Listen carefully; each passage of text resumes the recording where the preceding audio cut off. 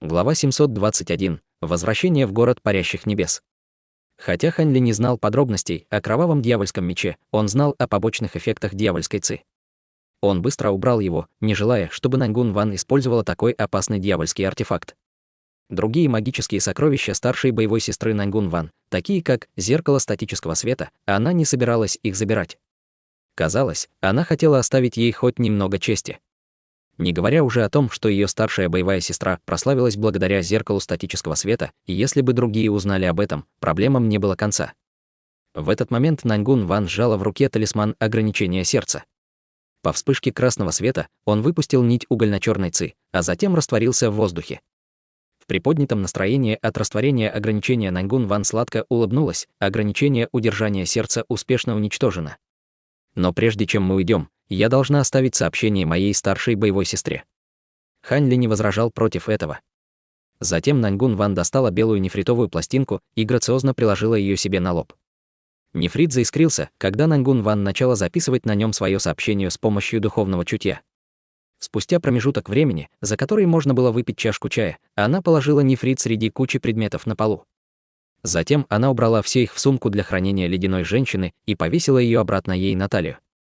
Наньгун Ван слегка смущенно улыбнулась Хань Ли. «Идем, пока она находится под воздействием моей техники. Ей понадобится больше дня, чтобы высвободиться».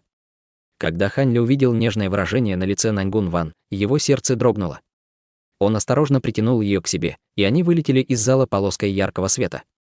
На небольшой безымянной горе, на границе государства Билян, Наньгун Ван стояла под древним деревом с нахмуренным выражением лица. «Что ты имеешь в виду? Почему я должна лететь в секту дрейфующего облака одна?» Хань Ли стоял рядом с ней и медленно проговорил: «Моя наложница и мой старший боевой брат Лу все еще в городе парящих небес. Я полагаю, что это, вероятно, связано с вторжением племени Мауланей. Поскольку они связаны со мной, я не могу вернуться сам. У меня нет выбора, кроме как проверить их». Наньгун Ван с недовольным выражением взглянула на Хань Ли и сказала: «Тогда я с тобой. Почему я должен оставить? Ван Эр, ты культиватор стадии зарождающейся души секты маскирующейся луны. В Союзе 9 наций много высокоранговых культиваторов, знаю тебя.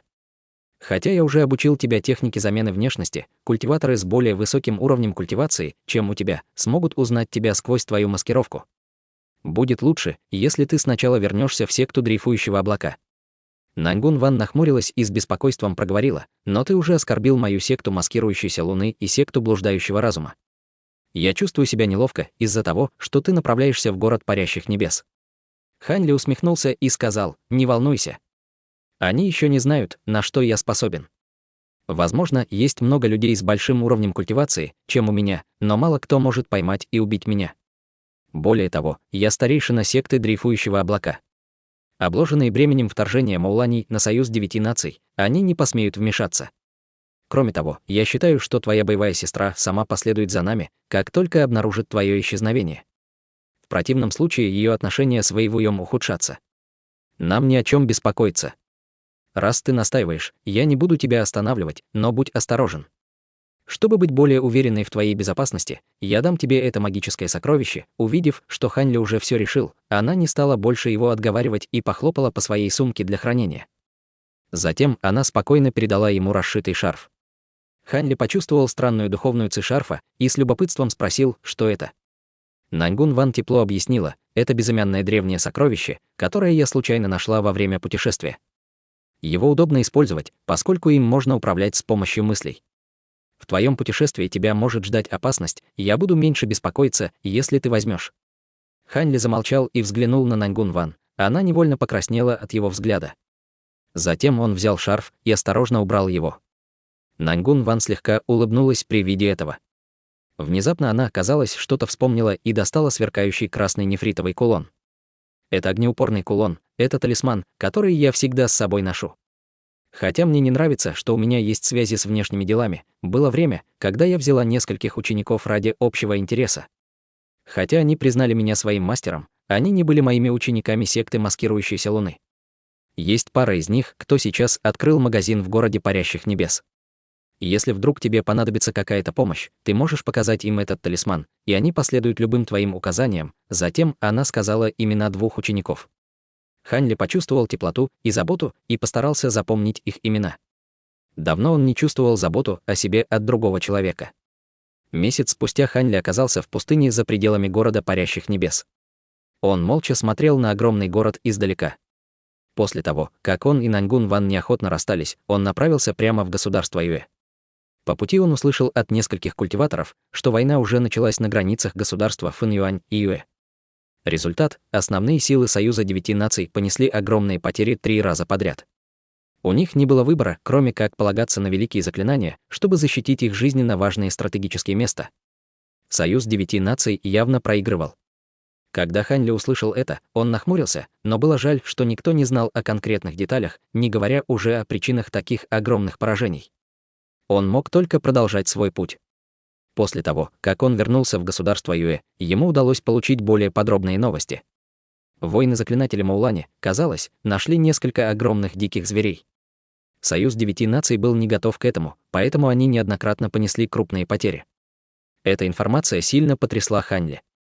Услышав об этом, он поспешил в город парящих небес. Несмотря на то, что город парящих небес снял ограничения на полет, они уже активировали большинство мощных ограничений для защиты. Странные, почти неразличимые колебания наполняли воздух. Казалось, что культиваторы в городе уже готовились к войне. Взглянув на город, Хань Ли спокойно полетел к главным воротам. Ворота охраняли 8 культиваторов. Помимо старейшины формирования ядра, остальные были культиваторами заложения основ. Когда они увидели приближающегося Хань Ли, культиватор формирования ядра решил допросить его. Но после того, как его духовное чутье проверило Хань Ли, выражение его лица изменилось. Когда свет, окружающий фигуру Хань Ли, исчез, старик почтительно поприветствовал его: «Приветствую старшего. Вы прибыли для участия в собрании. Могу ли я узнать ваше имя? Боюсь, я должен зарегистрировать ваше имя в соответствии с правилами». Взгляд Хань Ли дрогнул, и он спросил: «Какое собрание?» После неожиданного удивления старик спросил: «Старший здесь не для, чтобы участвовать в собрании? Может быть, старший — бродячий культиватор?» «Нет, я культиватор Альянса Небесного Да». Старик тщательно объяснил: из-за мощной атаки Маулани нашему Союзу 9 наций стало трудно противостоять им. Вот почему было организовано собрание для переговоров с другими державами. Поскольку старший является культиватором Альянса Небесного Да, вы можете войти в город, назвав свое имя и секту. Глаза Хань Ли вспыхнули, и он сказал: «Я Хань Ли, старейшина секты Дрейфующего облака». Внутренне он нахмурился. Похоже, эта поездка будет не такой простой, как он себе представлял. Старик не имел ни малейшего намерения проверить имя Хань Ли и поспешно пропустил его в город. Хань Ли кивнул головой и спокойно вошел в город. На улице города парящих небес было намного меньше культиваторов, чем во время ярмарки. У всех на лицах были тревожные выражения. Кажется, новости о проигранных сражениях были им известны. Хань Ли направился прямо к своей предыдущей резиденции. Если Мупейлин и старший боевой брат Лу все еще не покинули город, они должны быть там. Вскоре после этого Хань Ли оказался перед зданием и использовал свое духовное чутье для поиска их аур. Он обнаружил более слабую духовную флуктуацию Ци на 2-м этаже. Она должна была принадлежать Мупейлин. Хань Ли слабо улыбнулся и вошел в павильон, сняв ограничение. Мупейлин невольно вскликнула от радости при виде него: «Мастер, вы вернулись».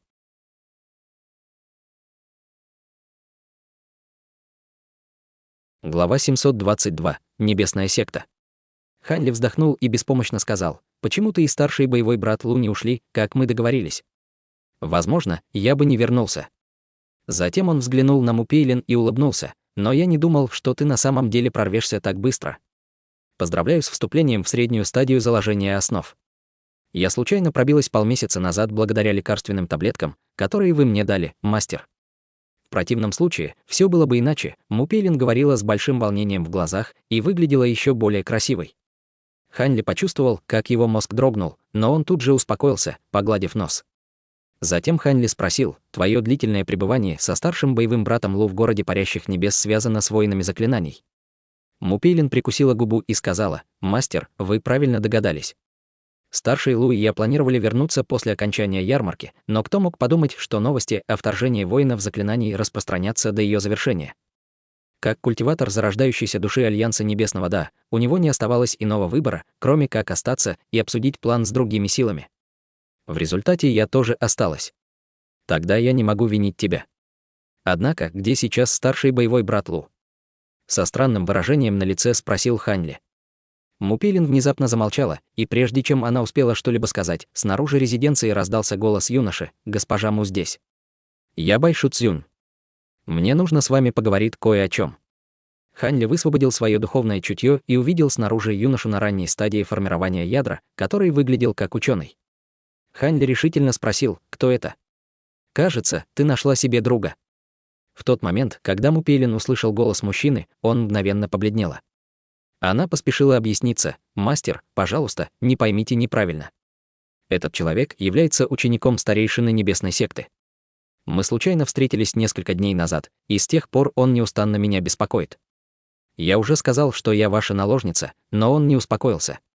Я прогоню его». Хань Ли вскинул брови и спросил: «Вот как? Старший боевой брат Лу об это знает?» Мупелин почувствовала облегчение при виде того, что Хань Ли не рассердился, и со вздохом сказала: «Я уже говорила со старшим Лу, но старший Лу, казалось, знает старшего этого ученика из небесной секты. Он даже испугался его. На данный момент он оставил меня, чтобы разобраться со своими делами. Я ждала вас, мастер, чтобы разобраться с этим». Немного помолчав, Хань Ли холодно улыбнулся: «А разве небесная секта не является одной из великих сект Альянса Праведного Да?» Неудивительно, почему старший боевой брат Лу был настолько осторожен в этом вопросе. Однако этот мелкий культиватор формирования ядра довольно смелый, раз позволяет себе действовать так неосмотрительно. «Следуй за мной. Посмотрим, чего надо этому младшему». Мупелин почтительно ответила: «Как прикажете, мастер». В этот момент Хань Ли безмолвно спустился на первый этаж, а Мупелин последовала за ним. «Госпожа Му, вы наконец». «А, этот старший». Когда юноша по имени Байшу Цюнь увидел, что кто-то покидает здание, он изначально считал, что это женщина, которую он ждал. Но когда он увидел Хань Ли с его высоким уровнем культивации, его выражение значительно изменилось. В этот момент Мупелин следовала за Хань Ли. Выражение лица юноши несколько раз изменилось при виде этого. Выражение лица Хань Ли стало угрюмым, и он прямо спросил юношу: «Ты ученик небесной секты?» Проявив необычную хитрость, он восстановил свое спокойствие уже через мгновение, даже когда он столкнулся с культиватором зарождающейся души, таким, как Хань Ли. Затем он сказал учтивым тоном: «Верно.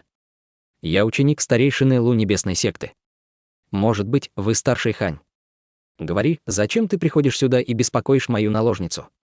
Какая у тебя цель для таких безмозглых действий?» Резкий тон Хань Ли удивил Мупелин.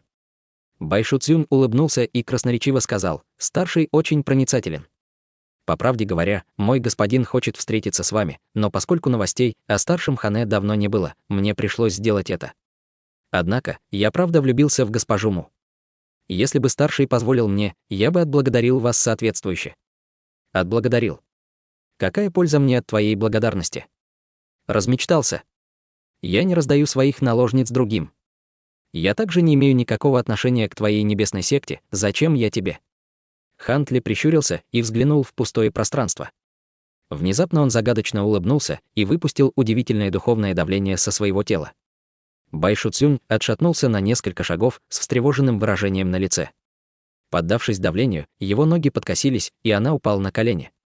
Он попытался сопротивляться, но его тело только несколько раз дрогнуло, а колени все еще оставались неустойчивыми. Когда он встал на колени, перед ним внезапно появился белый силуэт. Он осторожно похлопал его по плечу и внезапно облегчил ему давление, позволив ему снова встать. Белый силуэт, белокожий старик со светло-седыми волосами и дружелюбным лицом. Когда Хань Ли взглянул на него, старик улыбнулся ему и сказал: «Господин даосист Хань, пожалуйста, не сердись. Мой ученик сделал это по моему приказу. Как я еще мог встретиться с вами?» Давление, исходившее из тела Хань Ли, исчезло при виде старика. На его лице снова появилось спокойное выражение, и он сказал: «Кто ты? Зачем ты хотел меня видеть? Если моя память мне не изменяет, то я первый раз тебя вижу. Хех. Меня зовут Лу Вэйн, я старейшина небесной секты. Однако обсуждать причину, по которой я хотел тебя, здесь не место. Если ты хочешь узнать почему, давай встретимся вечером. Тогда ты узнаешь все подробности». Не проявляя ни малейшего гнева, он махнул рукой и бросил Хань Ли зеленую нефритовую пластинку, которую он заранее подготовил.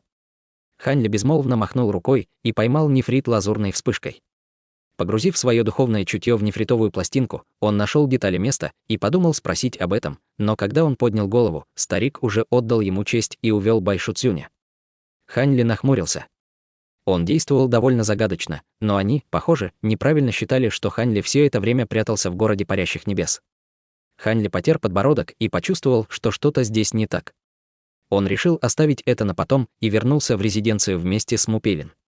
Войдя в павильон, Хань Ли спокойно спросил, где сейчас находится старший боевой брат Лу.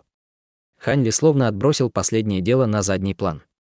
Я слышала, что военная ситуация была ужасной, а старший Лу пошел обсуждать контрмеры с другими державами. Хань Ли с интересом спросил, где они проводят эту дискуссию. Он находится в официальном зале города парящих небес. Я слышала, что разрешено присутствовать только культиваторам зарождающейся души. Мой мастер хотел бы посетить это совещание. Официальный зал. Хань Ли вспомнил огромный дворцовый зал в центре города, который был покрыт мощными ограничительными заклинаниями. Да, я хотел бы знать, как идут дела с войной против мауланей. Жди здесь и не покидай резиденцию без причины. Хань Ли решил отправиться туда, где находился его старший боевой брат Лу. Официальным залом было возвышающееся здание, построенное в центре города, так что его было нетрудно найти. Помимо вопросов, касающихся жизни или смерти Союза 9 наций, оно почти никогда не использовалось. Но теперь, когда маулани начали новую войну, спустя 100 лет с последней, высший эшелон власти Союза 9 наций не сомневался в открытии этого зала и созвал культиваторов других держав. В конце концов, Союзу 9 наций было сложно в одиночку противостоять мауланям. Когда Хань Ли прибыл к официальному залу, охранник проверил уровень его культивации и попросил назвать его имя, а затем доложил об этом своему начальнику. Вскоре Хань Ли получил разрешение, и культиватор почтительно увел его в официальный зал. Нельзя было сказать, что на собрании было много культиваторов зарождающейся души. Там было чуть больше 10, но гораздо меньше, чем предполагал Хань Ли. Однако Хань Ли понимал, что, несмотря на большое количество культиваторов зарождающейся души, которые собрались в городе парящих небес, каждый из них не мог лично присутствовать на этом собрании. Они отправили от себя представителей. Что касается старшего бойца брата Лу, он сейчас сидел на стуле слева. Он улыбнулся, увидев Хань Ли. Рядом с ним был ребенок огненного дракона. Помимо старика в желтом, Хань Ли больше не увидел никого знакомого. Несколько раз взглянув на старика в желтом, Хань Ли узнал, что этот старик был боевым предком Линху и долины Желтого Клена.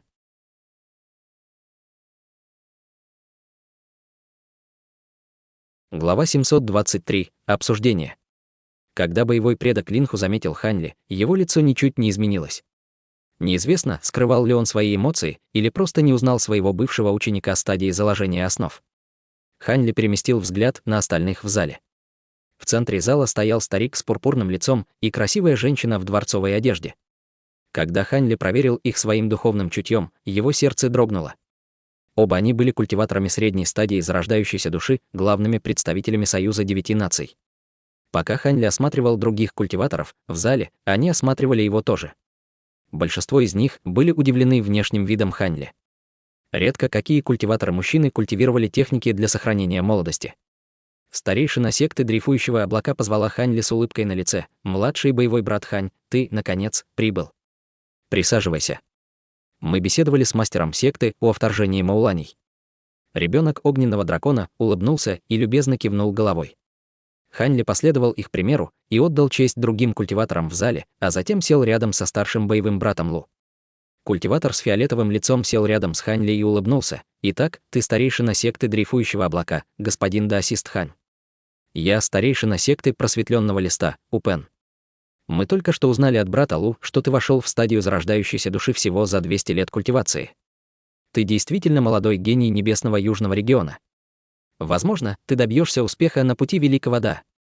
Хотя уровень культивации Хань Ли был ниже его, он не осмеливался недооценивать будущий потенциал Хань Ли. Мастер секты слишком вежлив. Мне только повезло войти в стадию зарождающейся души. Я не смею говорить о каких-либо будущих достижениях в великом Да. Поскольку секта просвещенного листа была одной из сект, которые стояли бок о бок с сектой блуждающего разума Союза 9 наций, Хань Ли не решался сближаться с ним и просто дал вежливый ответ. Сказав это, Хань Ли перевел взгляд на красивую женщину средних лет, которая стояла рядом со стариком. Поскольку старик с пурпурным лицом был из секты просвещенного листа, эта красивая женщина, вероятно, была культиватором из секты блуждающего разума. Пока Хань Ли думал об этом, Упен вздохнул и сказал: «Это леди Ци из секты блуждающего разума. Она занимается вопросами в отношении Союза 9 наций вместе со мной. Другой господин даосист. Старик познакомил Хань Ли с другими культиваторами в зале. Дойдя до боевого предка Линху, он просто кивнул в ответ, не сказав ничего обычного. Сердце Хань Ли слегка дрогнуло, но он просто кивнул. После того, как все представились, выражение на лице у Пена стало напряженным. «Господин Хань, ты как раз вовремя. Мы как раз говорили, что сила воинов-заклинателей значительно превосходит наши ожидания. Я слышал это от старейшины Ю и других. Они потерпели великое поражение мауланей. Великие ограничительные формации двух важных областей пали под огромными животными, которых контролировали маулани. Мы понесли большие жертвы от мауланей, включая даосиста Хуаня из секты формирования теней. Он уже третий культиватор зарождающейся души, который погиб с начала этой войны. Нам нужна помощь со всех сторон из-за мощного нападения мауланей». Как только Упен сказал это, вес культиваторы изменились в лицах. Атмосфера в зале тут же стала напряженной. Старик в зеленом угрюмо проговорил: «Мастер секты, у нас тоже есть информация, учитывая, что мы отправляли наших собственных учеников в соответствии с соглашением. Однако у нас пока нет конкретной информации об истинных обстоятельствах, стоящих за поражением господина даосиста Фэна. Может ли брат удать нам подробное объяснение по этому вопросу? Непостижимо, что так много культиваторов зарождающейся души погибли за такой короткий промежуток времени. Неужели что высокоранговые воины-заклинатели уже начали действовать?» Когда Хань Ли услышал это, он взглянул на этого старика. Из представления Упена, этот старик был старейшиной секты контроля над призраками. Он не знал, имеет ли он какое-то отношение к Лю Юй или Хань Юньцзы. Упен ответил со странным выражением на лице: «У нас до сих пор нет информации о том, действуют ли с их стороны высокоранговые культиваторы. Однако господин даосист Фэн и господин даосист Синь лично в этом убедились. Они не были окружены». На лице старика в зеленом появилась тревога, когда он услышал его слова: «Невозможно». Даже если они были побеждены воином-заклинателем средней стадии зарождающейся души, они все равно могли бы сбежать, чтобы спасти свои жизни. Неужели в сражении участвовали мауланские божественные мудрецы? Предчувствуя этот вопрос, Упен с готовностью ответил: «Нет, они были только воинами-заклинателями ранней стадии зарождающейся души. Однако они были довольно странными. Мало того, что их духовные техники были намного выше тех, что использовали другие воины-заклинатели их же ранга, так у них еще и было странное сокровище. Как только оба наших даосиста проявили свои зарождающиеся души после поражения, они оказались в ловушке этого сокровища и были не способны использовать мгновенное передвижение. Вот что привело к поражению». Старик в зеленом почувствовал, как у него по спине пробежал холодок. Он спросил, словно не веря своим ушам, что за сокровище могло остановить мгновенное передвижение культиватора зарождающейся души. «Это древнее сокровище. Магическое сокровище». Остальные культиваторы тоже изменились в лицах, услышав это. Причина, по которой было чрезвычайно трудно убить культиватора зарождающейся души, заключалась в том, что зарождающаяся душа легко могла бежать, как только проявлялась. Это стало большим потрясением для присутствующих культиваторов, что есть сокровище, способное задерживать культиваторов зарождающейся души. Наши ученики, которые были свидетелями битвы, не смогли четко разглядеть его. Но когда оно было активировано, оно мгновенно вспыхнуло красно-черным светом, и его было невозможно заблокировать. Кроме того, Упен замялся с нерешительным выражением на лице. Старик в зеленом проговорил мрачным тоном: «Господин У, тебе трудно говорить об этом». Леди Ци из секты блуждающего разума улыбнулась и сказала от имени Упена: «Дело не в том, что брату У трудно говорить об этом. Он колеблется, потому что чувствует, что в этом вопросе много неопределенности. Позвольте мне это сказать. Как член Союза 9 наций, она, естественно, помогла ему». Их слова были очень любопытны Хань Ли. Все ожидали, что скажет леди Ци. Леди Ци вдохнула и дала объяснение. Ученики, наблюдавшие предыдущие сражения, отметили, что двое воинов-заклинателей зарождающейся души выглядели так, будто они поедали души тех, кто погиб в битве, независимо от того, принадлежали ли души воинам-заклинателям или культиваторам. Вот почему мастер секты усомневается в том, что действительно ли эти двое были людьми, или же являются своего рода еретической трансформацией. Но поскольку оба они не излучали очевидного демонического или призрачного ци из своих тел, ученики были не способны сделать какие-либо точные выводы. Конечно, есть также вопрос о внезапном появлении огромных зверей, которые появились среди рядовых воинов-заклинателей. Похоже, это как-то связано с появлением этих новых воинов-заклинателей. Мы подозреваем, что маулане начали сотрудничать с другими державами. Это объясняет, почему им удалось вторгнуться в небесный южный регион в таких огромных масштабах. Культиваторы в зале были ошеломлены ее словами. Боевой предок Линху тревожно спросил: «Не человек?» Леди Ци хочет сказать, что они превращены в демонических зверей.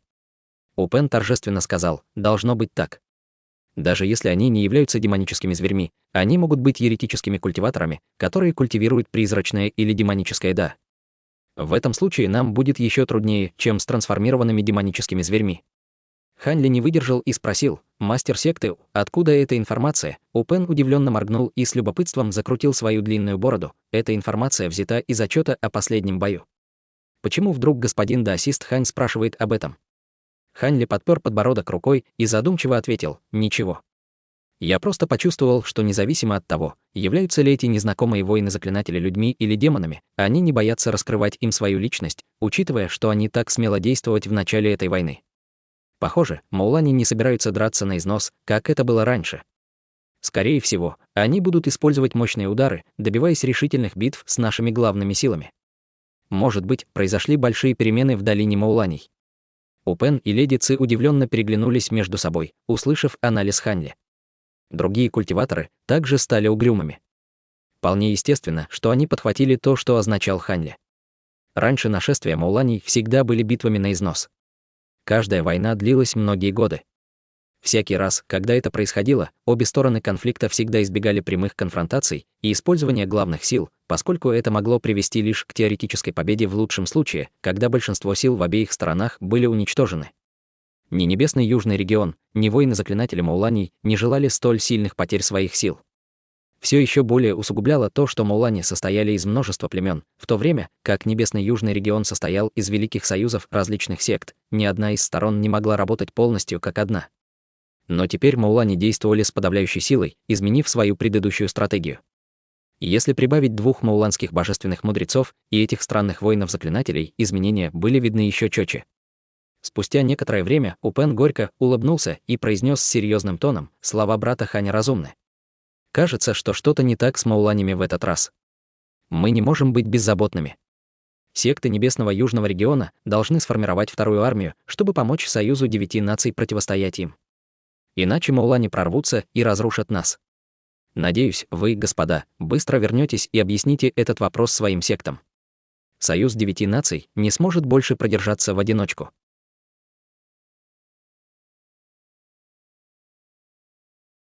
Глава 724. Требования Линху. Леди Ци задумалась на мгновение и сказала: «Хотя господин даосист Хань дело говорит, это все еще только догадки. Я надеюсь, что вы, господа даосисты, будете обсуждать эти вопросы только среди других культиваторов зарождающейся души, чтобы предотвратить ненужную панику. Однако, если маулани на самом деле затеяли великое противостояние, их божественные мудрецы обязательно будут действовать. Эти воины-заклинатели поздней стадии зарождающейся души не то, с чем мы можем сражаться. Я расскажу об этом старейшине Вэйвуе и посмотрю, смогут ли собраться вместе 3 великих культиватора, чтобы решить этот вопрос». Морщинистый старик с беспокойством кивнул. Леди Ци дело говорит. «Это довольно срочное дело. По возвращению мы сразу же проинформируем нашу секту по поводу этого вопроса». Другие культиваторы также согласились, понимая, что дело было серьезным. Затем культиваторы начали обсуждать другие вопросы и решили сначала послать подкрепление, чтобы замедлить продвижение мауланей, готовя тем временем основные силы. Хань Ли, старший боевой брат Лу и ребенок пламенного дракона вместе вышли из зала. Выйдя на улицу, Хань Ли нахмурился. Старейшина Лу заметил выражение лица Хань Ли и с удивлением спросил: «Что-то не так, младший боевой брат?» «Ничего. Один мой старый знакомый хочет меня видеть. Боюсь, что это займет немного времени. Старший боевой брат Лу, брат Лань, пожалуйста, идите без меня. Я скоро вернусь». Старейшина Лу кивнул головой и улыбнулся. «Да, конечно. Мы вернемся назад в Альянс Небесного Да, а затем отправим информацию обратно нашему старшему боевому брату. Посмотрим, что каждая из сект нашего Альянса решит по поводу этого вопроса». Ребенок пламенного дракона кивнул с улыбкой на лице.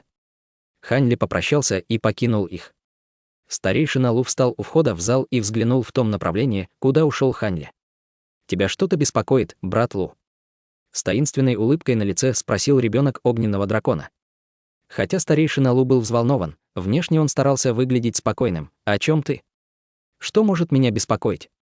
Ребенок огненного дракона улыбнулся и сказал: «Брат Лу, должно быть, уже догадался.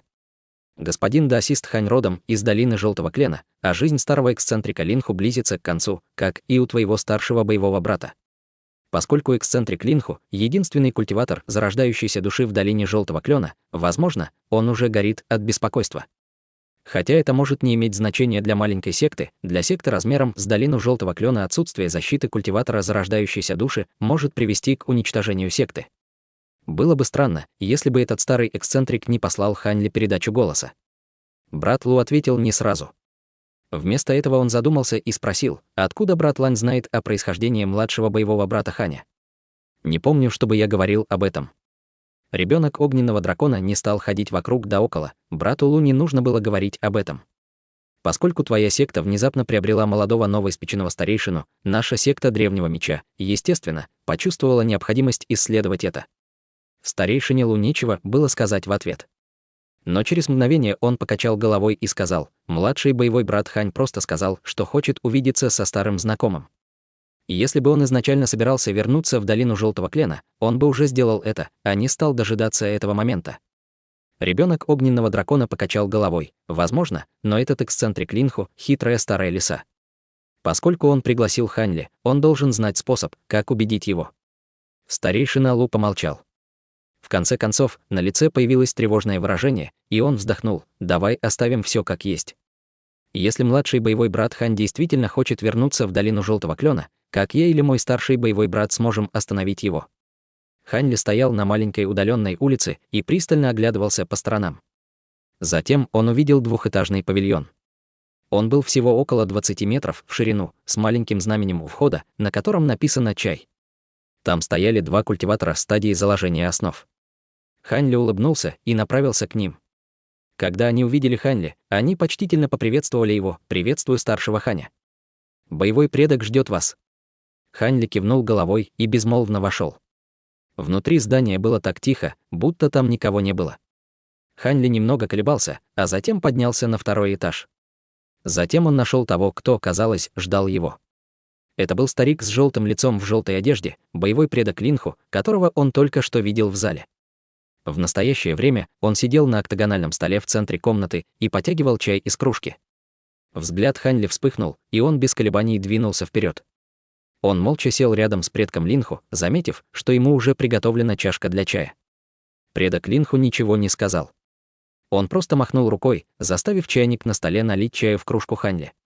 Эксцентрик Линху прищурился и обратился к Ханьли: «Духовный чай здесь хорош. Ты не хочешь попробовать?» Ханьли улыбнулся и поднес чашку к глазам, взглянув на прозрачную зеленую жидкость внутри. Затем Ханьли сделал глоток и сказал: «Довольно приличный. Он действительно лучше, чем обычный духовный чай». Эксцентрик Линху поставил чай и усмехнулся. Он неторопливо сказал: «Кажется, что господин даосист Хань тоже любит чай. Кажется, я хорошо придумал, чтобы мы встретились здесь». Ханьли не собирался ходить вокруг да около и сказал прямо: «Разумеется, вы пригласили меня сюда не только за тем, чтобы попробовать этот духовный чай. Если вам есть что сказать, говорите». Предок Линху понял, что Ханьли догадался, зачем тот его позвал. «Хорошо, тогда я не буду ходить вокруг да около. Готов ли ты вернуться в долину Желтого Клена в качестве старейшины?» Линху проговорил это таким спокойным тоном, словно это было обычное дело. «Вернуться в долину Желтого Клена». Ханьли ничуть не изменился в лице, а просто взглянул на чашку чая в руке. Яркий блеск засиял в глазах предка Линху, и он медленно сказал: «Нет нужды напоминать, что в прошлом с тобой обошлись несправедливо, но я должен напомнить, что моя жизнь подходит к концу. Мне осталось лет 20. Если ты вернешься в долину Желтого Клена, вся долина будет принадлежать тебе. Это наверняка не стоит того, чтобы так долго хранить недовольство на долину». Ханьли поднял голову и уставился на предка Линху. Он покачал головой: «Прошлое в прошлом. Будь я на вашем месте, я бы сделал то же самое. Однако сейчас я старейшина секты Дрейфующего Облака. Я не собираюсь присоединяться к вашей секте. Вам лучше всего найти другого культиватора». Предок Линху холодно улыбнулся: «Конечно, я знаю, что ты присоединился к секте Дрейфующего Облака. Однако у этой секты есть двое других старейшин, и тебе приходится считаться с ними. Неужели ты бы не хотел быть единственным держателем власти?» Ханьли поджал губы с усмешкой на губах: «Кажется, вы все неправильно поняли. Я вступил в секту не ради власти, мне лишь было нужно подходящее место для культивации. Я не заинтересован в контроле над сектой. Предок Линху нахмурился, но его лицо тут же пришло в норму. Даосист Хань, видимо, не понимает, насколько выгодно для твоей культивации быть единственной властью над сектой. Тебе не только не придется беспокоиться о том, чтобы найти редкие лекарственные растения и материалы, но ты также получишь несравнимый статус в мире культивации. Кроме того, разве у вас нет ни малейшего интереса к твоим прежним товарищам по секте? Многие культиваторы твоего поколения все еще находятся в долине Желтого Клена. Без защиты культиватора зарождающейся души их можно убить за одну ночь. Кто знает, что с ними случится без меня? Предок Линху перестал сдерживать свои эмоции. Хань Ли улыбнулся и небрежно сказал: «У меня нет недостатка в духовных лекарственных таблетках и материалах, будучи старейшиной секты дрейфующего облака. Кроме того, меня совсем не заботит мой статус и репутация в мире культивации. Что касается смерти секты, это всегда было обычным явлением. Независимо от того, как долго существовала секта, в конечном итоге она может исчезнуть. С моими прежними членами секты я никак не связан. Надеюсь, судьба будет к ним благосклонна».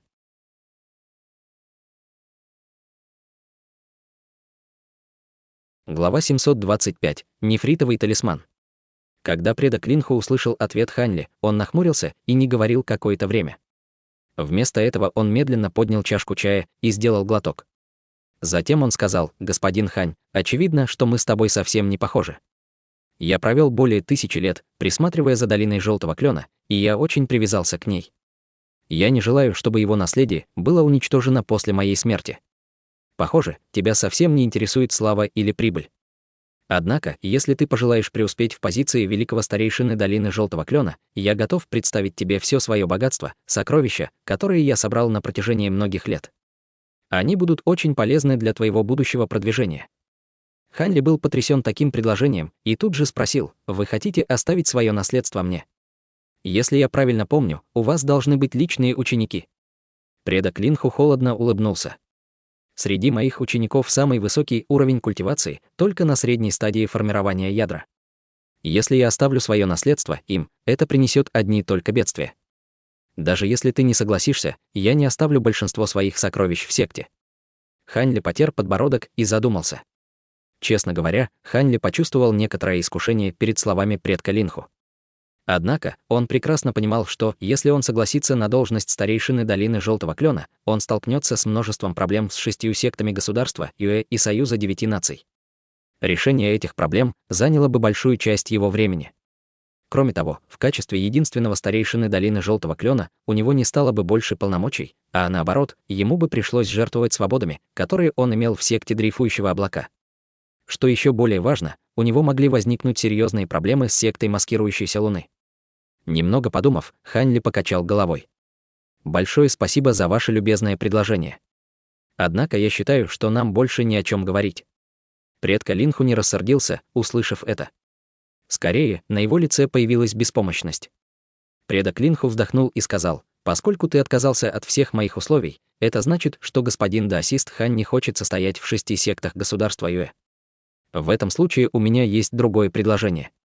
На лице Хань Ли появилось любопытство. «Другое предложение». Предок Линху горько улыбнулся. «Поскольку господин даосист Хань не хочет быть старейшиной долины Желтого Клена, быть может, ты согласишься помочь долине. За 3 мои просьбы я дам тебе 3 магических сокровища. Разумеется, эти просьбы будут тебе по силам». Немного подумав, Хань Ли кивнул. 3 просьбы, которые мне по силам. Я могу принять эти условия». Предок Линху слегка улыбнулся и положил 3 предмета на стол. Казалось, он подготовил их заранее. Хань Ли тут же осмотрел 3 этих предмета, не говоря ни слова. Там был маленький блестящий синий щит, красная нефритовая бутылка и угольно-черный нефритовый кулон. Не скрывая своей заинтересованности, Хань Ли схватил маленький синий щит. Как только щит очутился у него в руках, он стал мягким и легким, словно в его руках ничего не было. При более тщательном изучении Хань Ли обнаружил, что не может понять, из чего сделан этот щит. Предок Линху неохотно взглянул на синий щит. «Это древнее сокровище, которое я приобрел в юности. Оно было со мной долгое время. Я называю его просто синим щитом. Он особенно эффективен против атак огненного элемента. Если проверишь, что легко сможешь подтвердить». Хань Ли погладил щит, а затем положил на стол. Судя по странному виду сокровища, слова Линху были правдивыми. Затем он схватил красную нефритовую бутылку. В прошлом я пробрался глубоко в долину Мауланий и уничтожил железнокрылого демонического зверя 7-го ранга. В этой бутылке ядро этого демонического зверя. Думаю, ты легко сможешь найти ему применение. Ядро демонического зверя 7-го ранга. Хань Ли внутренне вздохнул, но он ничуть не изменился в выражении. Несмотря на то, что ядра демонических зверей 7-го ранга были чрезвычайно редким предметом в небесном южном регионе, для него они не представляли никакой ценности. В результате он улыбнулся и открыл бутылку. Взглянув на него, он положил его на место. Затем он перевел взгляд на последний предмет на столе. На этот раз предок Линху просто слегка улыбнулся, вместо того, чтобы объяснить, что это за предмет. Хань Ли молча уставился на угольно-черный нефритовый кулон. Немного подумав, Хань Ли спросил, этот нефритовый талисман был создан древними культиваторами. На лице Линху появилось удивление, и он тут же полюбопытствовал, неужели господин даосист Хань уже видел этот нефритовый талисман? Согласно тому, что я знаю, эти талисманы были уникальными даже во времена древности. Они должны были исчезнуть в небесном южном регионе, и очень мало культиваторов знают о них. Хань Ли улыбнулся. Я просто столкнулся с одним даосистом, который знал о них, вот откуда я слышал об этих вещах. Предок Линху взглянул на талисман и сказал, этот нефритовый талисман было не так легко получить, но он довольно ценный. Хотя мне все еще не удалось понять, как правильно использовать его, я смог использовать только часть его способностей, но даже они шокируют. Я использовал его несколько раз, чтобы уничтожить врагов. Это должен быть высокоранговый предмет, который был тщательно разработан древним культиватором, специализирующимся на талисманах. Предок Линху взял талисман в руку и шепотом проговорил древнее заклинание, превратив нефритовый талисман в шар черного света. Обжигающий кости инский ветер пронесся мимо него, формируя черно-красную демоническую руку над головой Линху. Эта демоническая рука засияла черно-красным светом и была шириной более метра. Она не только сверкала инским пламенем, от нее также исходила жуткая ци, сотрясая всю чайную своим присутствием. Сердце Хань Ли задрожало при виде этого. После того, как я приобрел этот нефритовый талисман, я провел несколько сотен лет, изучая его, прежде чем использовать эту единственную божественную способность. Этот талисман практически неуязвим, если только его не атакует мощная призрачная рука с энергией типа Янь. Любые другие магические сокровища будут подавлены этим талисманом. Даже высокоранговые магические сокровища потеряют свою силу и духовность. Сказав это, Линху приказал черно-красной руке увеличиться в несколько раз и схватить как соседний стол. Черное инское пламя пронеслось мимо деревянного стола и мгновенно поглотило его, оставив даже не пепла. Хань Ли почувствовал, как по его спине пробежал холодный пот. Эта рука напоминала способность дьявольского да атаковать проявлением духовного чутья, но поскольку черная рука появилась из нефритового талисмана, за побочный эффект на духовном чутье можно было не беспокоиться.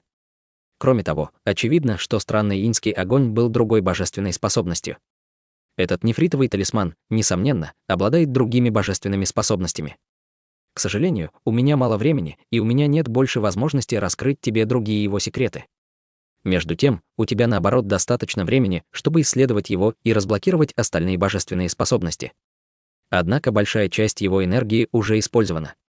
Тебе лучше использовать его осторожно. Сказав это, он вернул черную руку обратно в шар черного света и положил талисман на стол. Хотя Хань Ли пытался скрыть улыбку, однако он очень интересовался этим талисманом. Даже если бы талисман был не таким сильным, как описал предок Линху, он мог бы узнать большую часть техник создания талисманов древних культиваторов из самого нефритового талисмана. Это бы очень помогло ему. Рассказав об этих предметах, Линху провел рукой по столу, и они тут же исчезли. На их месте появились 3 полупрозрачных белых нефритовых пластины. Хань Ли перевел взгляд на Линху и спокойно сказал, эти диски формирования — магические инструменты, которые я лично создал. Их невозможно подделать. После того, как вы умрете, я не откажусь от своих обещаний. Предок Линху улыбнулся и сказал, хорошо. Тогда мы можем продолжить. Теперь все было кончено, Хань Ли быстро покинул это место. Предок Линху не стал его останавливать, а просто когда дело закончилось, Хань Ли ушел, так как у него не было никакого, произнес несколько вежливых слов, наблюдая, как Хань Ли уходит. Оставшись наедине с собой, улыбка исчезла с лица Линху. Вместо этого на его лице появилось задумчивое выражение. Покинув чайную, Хань Ли не стал сразу возвращаться в свою резиденцию. Вместо этого он взглянул на небо и вытащил нефритовую пластинку, что ему дал старейшина небесной секты. Тщательно изучив его своим духовным чутьем, на его лице появилась решительность.